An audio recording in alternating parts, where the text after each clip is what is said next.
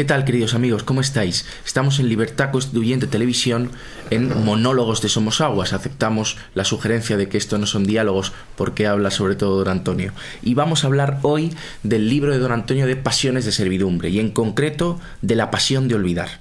Nos cuenta don Antonio que hay cosas muy importantes que le hacen sentir culpable al sujeto, que las olvida, y que también hay cosas poco importantes que se olvidan. Es decir, nos dice que el olvido no es casual, que hay una explicación de por qué olvidamos las cosas que olvidamos. Don Antonio, no sé si nos puede desarrollar este pensamiento y la aplicación que tiene en la transición española. Claro, es una pasión universal y que afecta a todo tipo de individuos. Individuos con memoria, sin memoria, cultos, incultos, y es verdad que se olvida lo insignificante y lo muy importante. Lo insignificante porque no presta la suficiente atención para archivarlo en los cajones de la memoria, en las neuronas. Esto es normal y todo el mundo lo comprende. Lo que es poco conocido es la observación que es válida desde Freud, y luego se ha ratificado en multitud de experiencias y experimentos psicológicos, es que se olviden también las cosas demasiado importantes porque afectan a tu propia personalidad, a la propia idea que tú tienes de ti mismo. Y se olvidan las cosas que pueden menoscabar esa idea y aquellas cosas que favorecen. Se olvidan las cosas que favorecen una opinión mala de una persona por los demás, la opinión ajena. Eso se olvida. De ahí que las personas que son maltratadas por la opinión pública o por la opinión de la sociedad nunca comprendan y creen que es injusto, pero casi siempre no es injusto, porque hay algunas acciones externas del individuo que son juzgadas bien por quien no olvida, pero que el individuo la ha olvidado. Para ello hay que tener en cuenta también el mecanismo de formación de la memoria. La memoria, no recordamos los hechos, casi nadie. Sí, los experimentos científicos se basan en que se recuerdan exclusivamente los hechos, no los sentimientos que produce la vivencia de los hechos. Yo me he educado desde muy joven con esa precaución, con ese cuidado de que mi memoria recuerde los hechos y sea capaz de separar los hechos de los sentimientos que me produjeron cuando los viví como hechos. Pero eso es muy difícil de lograr, incluso yo mismo puedo tener fallos, porque recuerdas los sentimientos que te provocaron determinados hechos, y luego, con el tiempo, en lugar de amortiguar o desaparecer el sentimiento, es al contrario. Se modifica en la memoria el hecho para ponerlo de acuerdo con el sentimiento que recuerda, con fidelidad e incluso con exageración. Por eso en la política es tan importante la historia. La historia, con un conocimiento de la historia de los hechos, sería casi imposible comprender la política.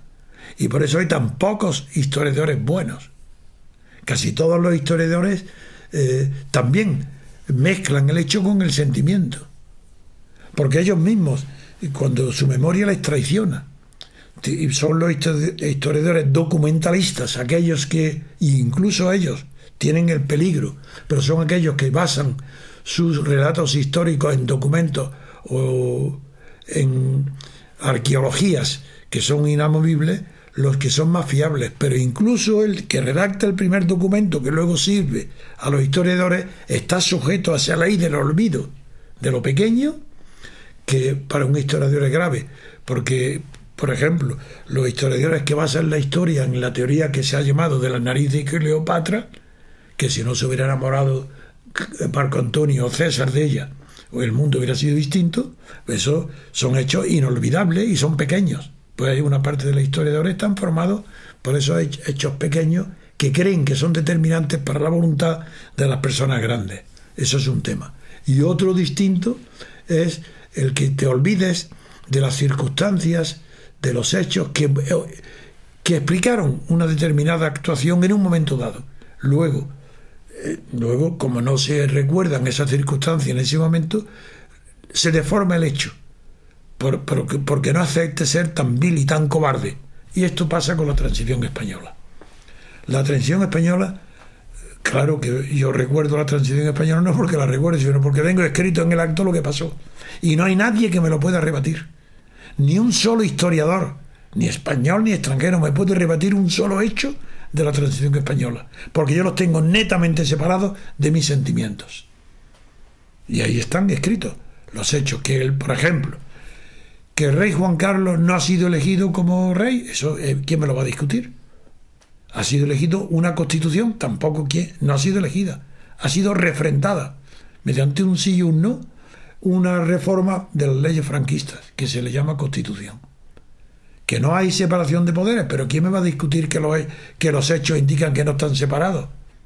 Y sin embargo, la memoria de los catedráticos de la universidad, la memoria de los protagonistas políticos, olvidan, porque les molesta tenerlo presente, olvidan que ellos son culpables de traición a sí mismos, a sus ideales. El Partido Comunista renunció a todo aquello en lo que creía para hacerse perdonar los posibles crímenes de paraguayos de Santiago Carrillo. Todos los demás, Suárez olvida su pasado fascista, falangista, y el rey Juan Carlos olvida la traición a su padre para poder hoy alabar a su padre. Si lo recordara sería imposible, se pondría rojo, no podría salirle de la boca ningún elogio a su padre, porque lo traicionó. De verdad, el padre no lo perdonó, claro.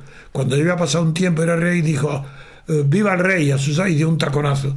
Eso era un hombre ya que perdido, abatido, sin apoyo de nadie, que hizo un gesto de apoyo a su hijo cuando ya no lo necesitaba, podía haber prescindido.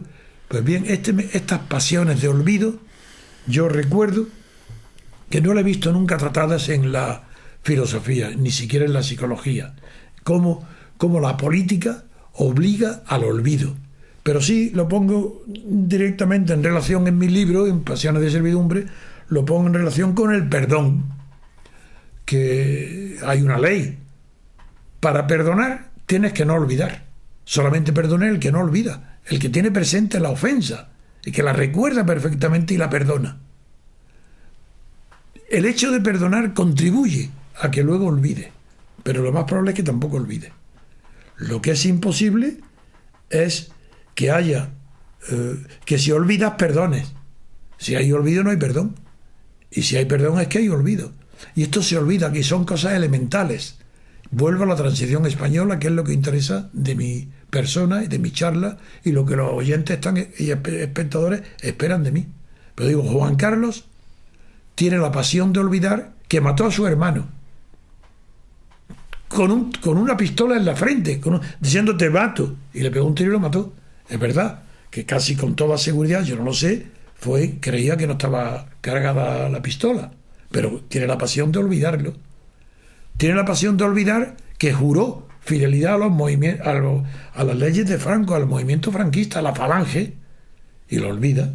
Tiene una pasión de olvidar, pero a él no solamente olvida, sino que arrastra con él el olvido de los millones de españoles que tampoco ya recuerdan que el rey juró fidelidad a los principios del movimiento. Luego ha jurado en falso, porque luego no es que haya jurado, que acepta la constitución suya monárquica y también. Y leyes del olvido son estas leyes pasionales, las leyes del olvido. Y España vive, los españoles viven este sistema y lo aguantan porque quieren olvidar su origen franquista, porque quieren olvidar que Felipe González traicionó al socialismo, Santiago Carrillo al comunismo, todos traicionaron a todo. Y ahí está, para recordar, Marcel Proust, en su búsqueda del tiempo perdido, cómo analiza que lo más extraño de todo es que nadie lamenta el olvido. Se olvidan de los familiares que han muerto y nadie lo lamenta, no se dan cuenta. Él lo analiza y dice, claro, que y habla y pone, por ejemplo, las traiciones. Tampoco, no sé, los traidores españoles fue toda la generación, no solo el rey, todos los partidos políticos traicionaron a sus mujeres, se divorciaron, traicionaron sus vestimentas, dejaron las chaquetas de pana, se vistieron como ricos, se pusieron corbata, los que antes no, traicionaron todo lo que eran y habían sido, cambiaron de pareja, pero no lo sienten. ¿Y cuál es la razón? La diré ahora y una vez más. Un traidor es una persona despreciable, que no merece mérito ninguno y que no prospera en la sociedad, porque es un traidor, se le señala. Pero una sociedad de traidores, como la Transición española, que crea una sociedad de traidores, la traición pasa a ser un mérito extraordinario y el traidor triunfa en la sociedad. Y por eso la corrupción pasa lo mismo. Los corruptos, los Rato y compañía, que hoy hemos comentado que son, después de estar fracasados y quebrados en Bankia, son sin embargo nombrados a altos cargos, son personas que, primero, carecen de memoria, no quieren y tienen una idea de sí mismos que no tiene nada que ver con la realidad. Son falsos. Esta es la ley del olvido de la que yo hablo en Pasiones de Servidumbre, con más detenimiento, con más extensión, pero muy parecido a lo que acabo de decir. Pues muchas gracias, queridos telespectadores. Hasta aquí ha llegado un día más de Libertad Constituyente Televisión.